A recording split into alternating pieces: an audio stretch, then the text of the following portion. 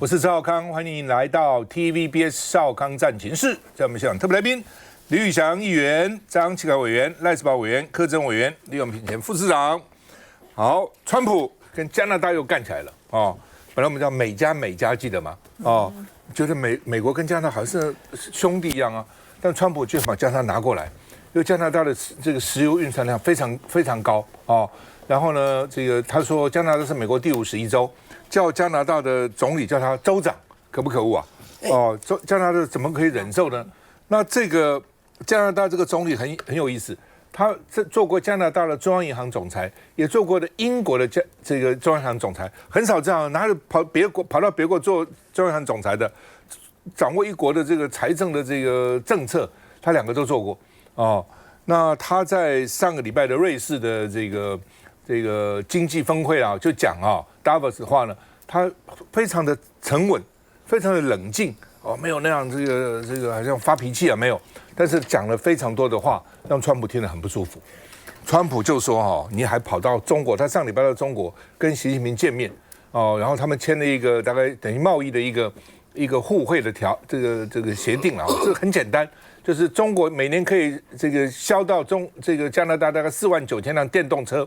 本来关税100%变成6%。那加拿大可以卖到中国呢？这个油菜籽的这种产品，哦，然后另外呢，加拿大人到中国大陆可以免签，可以进，这是很正常吗？台湾100多个国家给我们免签了，川普就火大了，说如果你这样搞，我要坑你加拿大到美国的产品100%的关税。加拿大是跟美国是第2大贸易国，哦，所以呢，对加拿大呢，这个要痛下杀手。哦，电动车100降到6%嘛，川普说你不要变成中国哦，把加拿大到中国再转到美国哦，或是美国到加拿大转到中国，那不要跟中国签贸易协议。那加拿大说我没有签贸易协议啊，并没有什么自由贸易协议，没这个东西啊。哦，说绝对不会跟中国签自贸协定哦。那加拿大呢，这个没有点名川普了，但是。拐弯抹角骂的当然是川普了，他的讲法是说呢，我们如果不联合起来，我们就像菜端到桌上任人宰割，就是人为刀俎，我为鱼肉了，其实就这句话哦。所以我们中等，他也承认我们是中等强国，他是 G7 哦，但他不说我们很强国，不像我们台湾虽然很小，每天要吹牛，我是大台湾，我多强，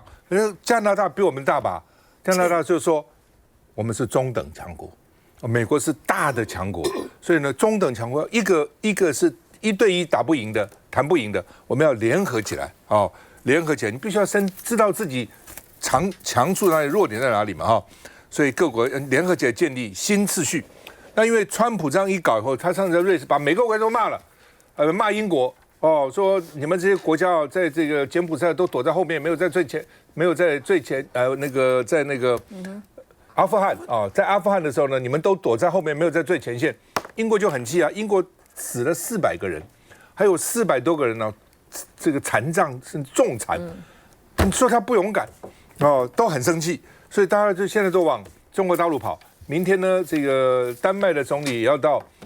中国去。上个礼拜呢，加拿大总理到中国去。那你美国不可靠，我只好转。在拜登时候，这些国家联合起来对抗中国。现在发觉老美现在这个骂他们。哦，要加他们的税，所以一个个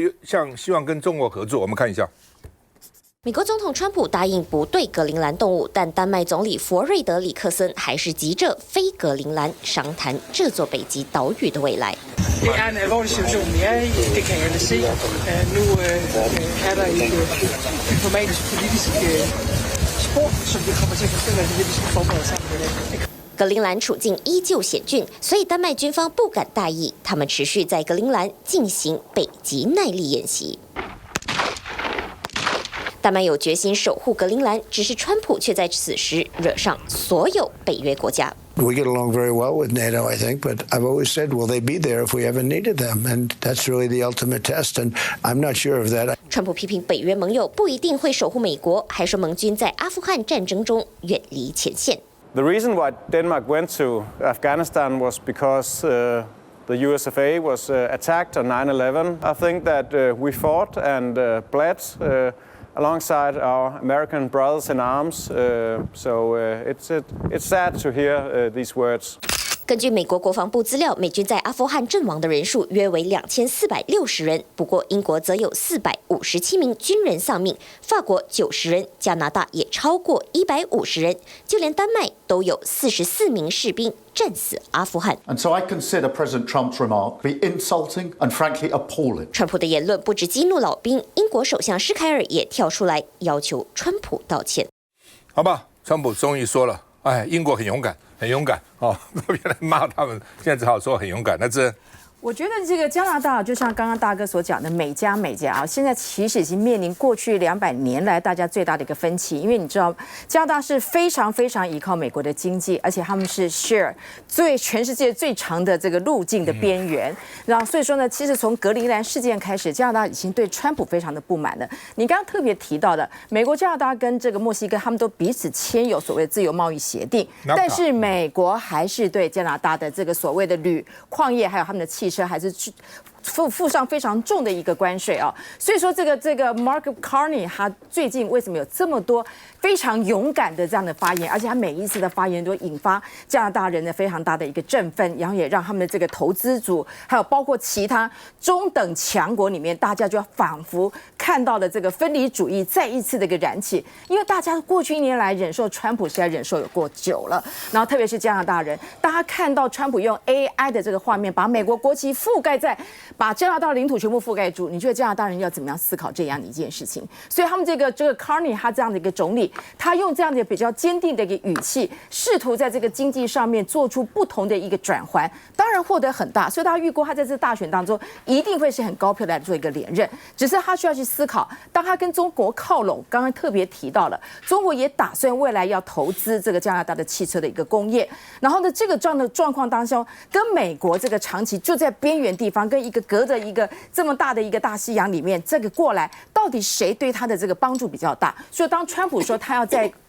刻以这个100%的税的时候，你会发现这个 Carney 他其实在言语上面还是有一些的退缩，只是呢他在对公开的场合当中的话，你会发现他是前所未有的一个强硬。那大家都认为说这不是最近才发生，因为川普从头到尾对于加拿大的矿产他们的自然上面的这个生产的部分早已基于很久了，所以他嘴巴这样讲起来，每次用很讽刺的话语，很多的一些话语来，可是很多人看在他对格陵兰，他对于其他国家这样子的一个作为，他们认为这真的是开玩笑吗？而且过去不是没有，他们彼此只有很多的灰色的地带，只是大家基于兄弟之邦，北美兄弟之邦，大家没有点破，大家各自如今天2个人，他们对于彼此的这个信任，不是在那么样子的有过去的友善时候，摊开心来讲出彼此的话，会不会因为这样子造成更大的一个因为坦白而对于我刚刚所提到的分离主义又再一次的兴起里面，造成2国可能未来有一个不一样的一个合作的关系，甚至一个敌对的关系，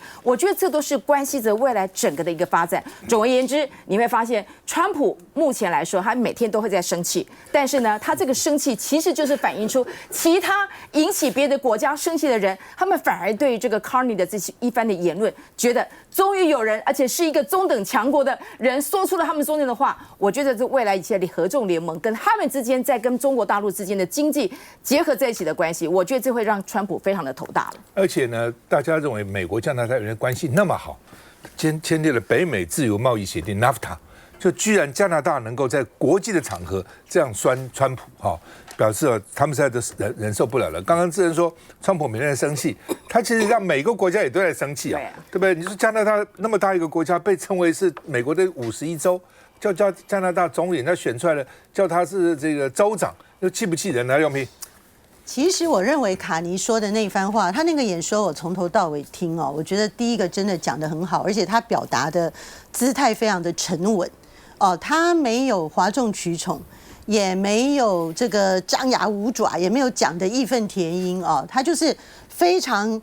务实的讲，但是呢，他给人一种暮鼓晨钟的感觉，觉得说我们大家再不集合起来，再不做什么哦，整个世界他就叫大家要务实，这世界已经变化了哦，你不要认为它只是一时的失常，它是一个真正的断裂。好，它这里面真的，我觉得除了是一个政治领袖哦，他有达到一个政治哲学的一个高度了哈。那我觉得他是被什么事情刺激到，他这样有备而来，必须在达沃斯论坛讲这番话呢？我觉得是被格陵兰的事情，因为真的难以想象，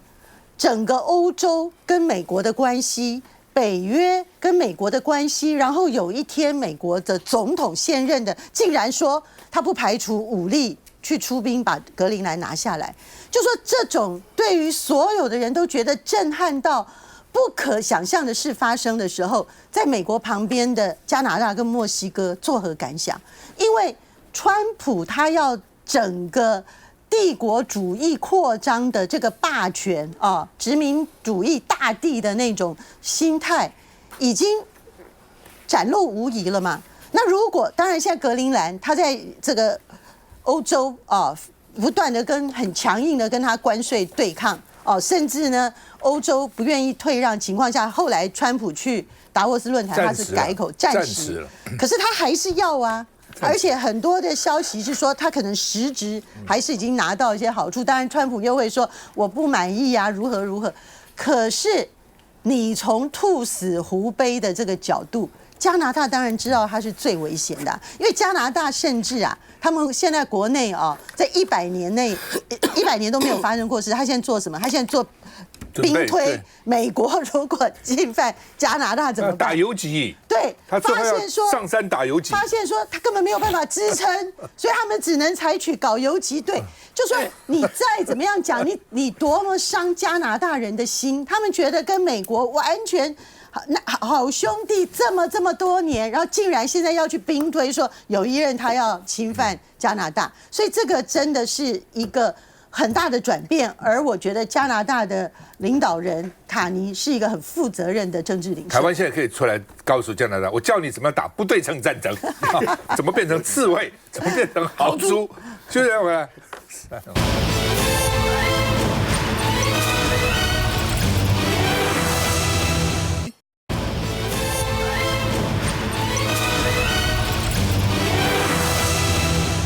好，这个周末发生一件震撼全世界的消息哦，大陆的这个张又侠，解放军这个中央军委的副主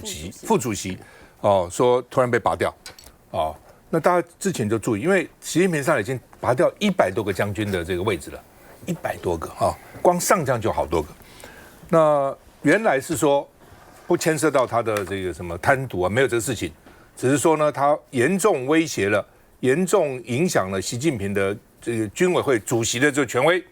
他们写在宪法里面就军委会作为是绝对权威的，你副主委、你副主席怎么可以影响他呢？原来是认为是政治理由，因为这个张又侠跟习近平是2代交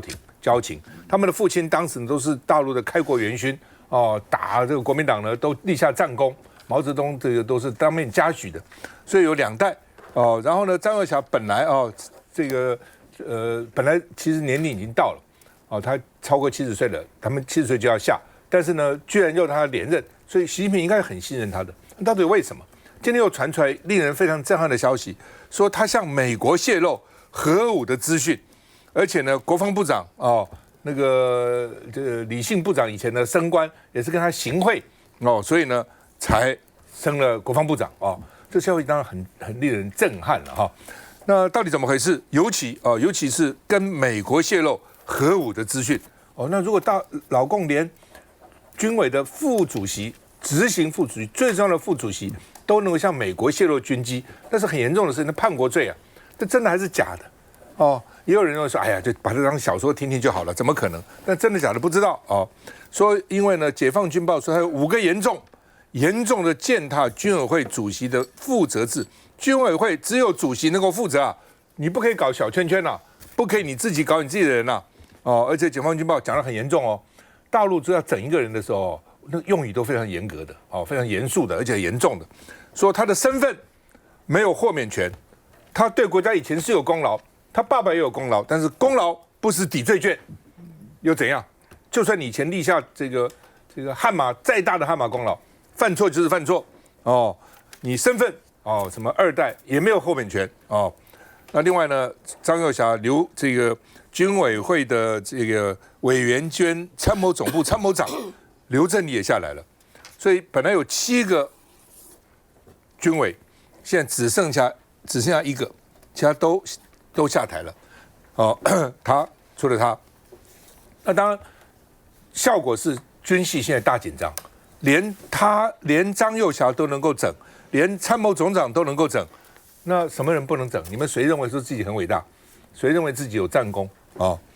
华盛顿邮报说，习近平想要全面掌控军权，都干掉以后，所以没有办法这个违反他，而且将来起来都是比较年轻的哈。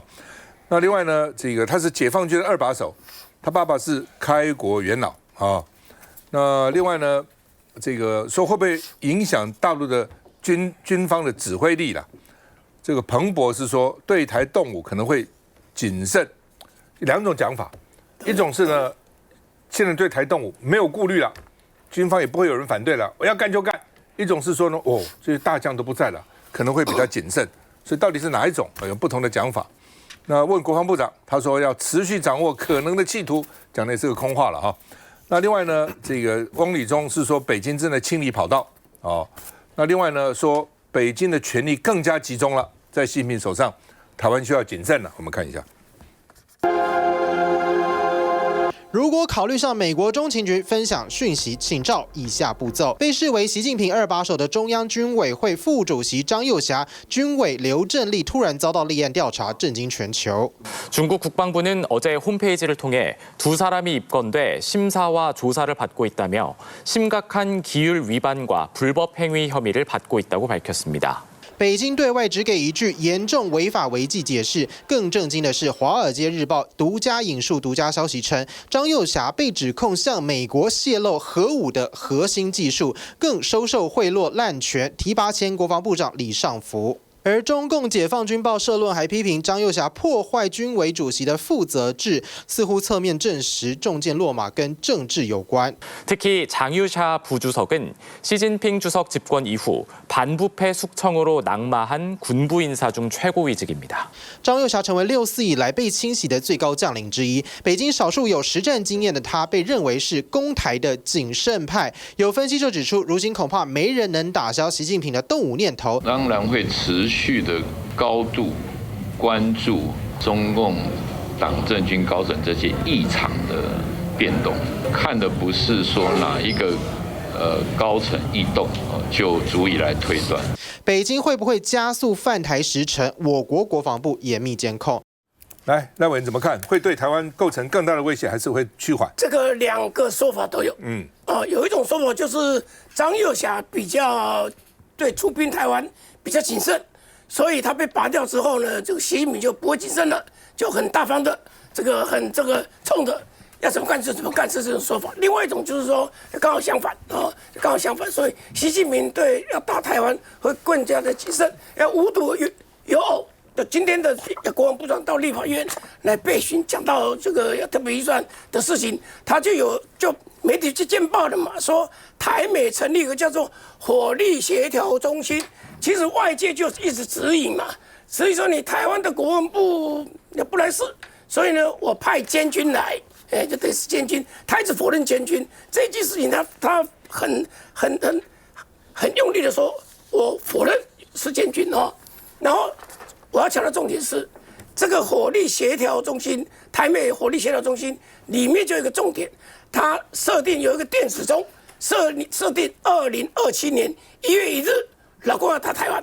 他是设定来倒数计时，是这个样子，所以这就跟这2件事情一起看，你就看得会更清楚。那就是说，把张又侠拔掉，而且这个刘振立也拔掉，那到底是怎么样？是习近平的意思，说要全部他一把抓，他现在本来就一把抓，已经是一把抓啦。那你这个张又侠又是什么？他是季红，他是红2代，他又是有实战经验的。 老共的军委会里面7个头有实战经验，已经没有几个了，现在剩1个而已嘛，对不对？剩1个在那里啊，所以整个来讲是大家觉得很吊诡啊。现在消息我看了几段的消息报道，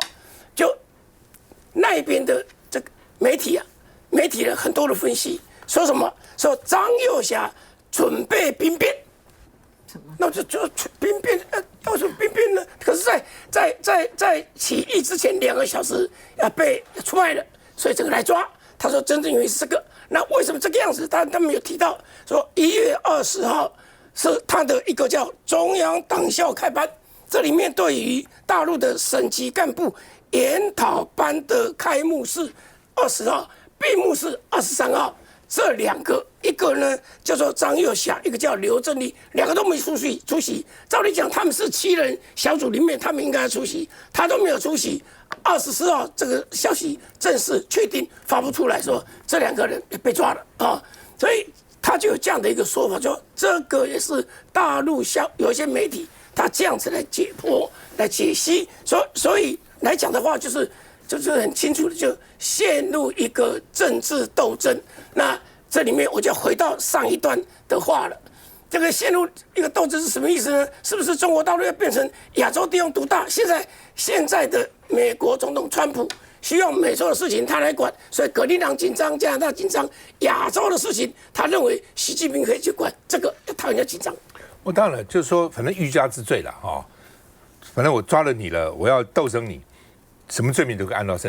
到你身上哦。那说他把这个核武这个泄露给美国，这我实在很难想象啊哦。那你说他要叛变，年纪也那么大了，对不对？他叛什么变，我也很怀疑哦。但是呢，为什么在这个时候把他们整下来，全世界都在关注这个话题？来，季凯你怎么看？在中国大陆当这个将领，真的是一个高危险的这个行业。有人说统计说，习近平上来到现在啊，这个。被抓的这个将领超过110个，现在张又侠这个又更严重哦，这个是他的同乡，又是二代哦，这是多严重一件事情。然后现在媒体，华盛顿邮报竟然讲说他是跟美国泄露这个核武这个资讯，而且说还贪污了，说他提拔了一个国防部的这个部长。我现在看起来这个消息好像比较不可信。现在官方的，就大陆那边他们官方现在通报出来的什么5个严重。他也不去讲什么，连什么买官卖官啊，什么受贿行贿、挪用公款，什么钱跟钱交易，一个字都没有啊。他五个那个严重讲的，基本上都是属于说你挑战了习近平习核心的这个权威，所以看起来是在清洗啦。我觉得这一点是非常重要的。有两个点，张又侠平常就是说大家在研究这个人他是比较谨慎的。就是说他如果主政，他其实打台湾的几率是比较小的，这是第一个点。那第二个，现在权力越来越集中在习近平，那当然动的可能性就大啊。包括刚刚这个赖委在讲的，我们成立了这个新设立的这个联合这个火协中心，对不对？你上面用这个电子钟，你现在设定的都是说往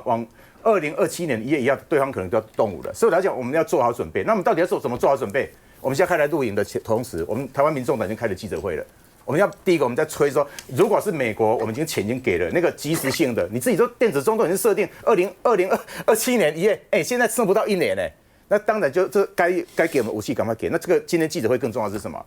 这个政府不要狮子大开口，然后开口完之后，你这个1.25兆很多根本连那个细目都没有。今天我们的记者会是非常理性、务实、科学的，我们已经把它框在就是说可以分期来付。赵大哥，我们这记者会很明确的宣布哦，就是只要美国国防部的国防安全合作署，它现在是对外有公开的，3000多亿，它每个项目都有。只要美国有公布的，我们这次认为说这个钱我们可以先编。就是依照这个以前那个疫情发生的时候，疫情它也是分了好几期嘛。它一开始只有800多亿，然后后来如果疫情有一些新的这个发展的时候，我们钱再加上去，所以我们避免这个政府狮子大开口、大灌水，然后又没有买到合适的这个武器。我们现在用的是美方，你看古立言呢，他 AIT 处长已经出来讲好几次啦，他说没有白吃的午餐，没有错，我们该付的可是一定要买到合适的。那我们用的标准是什么？美国只要你公布的。我们就3000多亿，而且我们今天给了一个800多亿的，就是说可能中间还有一个可能随时需要去买的，所以我们上限先定了一个4000亿美金。那如果说以后有需要，我们一步一步再来买，那这样以后就有个什么？第一个，我们先达到我们先要的这4000亿、3000多亿的美国公布的武器赶快进来，这是第一个点。第二个，分歧以后如果有需要，到时候再来加。可是重点不要四大口，不要乱灌水，不要浪费人民的纳税。更重要的，不要买不到我们合适的这个武器。它本来1.25兆就是分5年编了。我觉得这是合理的啦。你要买什么，我先给你嘛。那反正就是5年，他也没有说1年就把它用完嘛。所以你公布了什么，我买什么；你公布什么买，免得变一张空白支票嘛。而且我们现在有200多亿美金的这个武器，你都没给啊。F-16V 本来去年年底要全部交货6架交货完，1架也没给啊，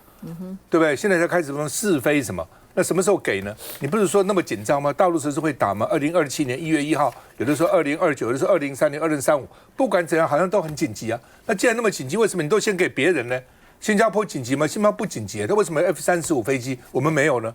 为什么没有呢？我们连 F-16C 都不卖呢？不很奇怪吗？乌克兰都给乌克兰了，就乌克兰打个什么东西呢？不是很奇怪吗？徐教授回来。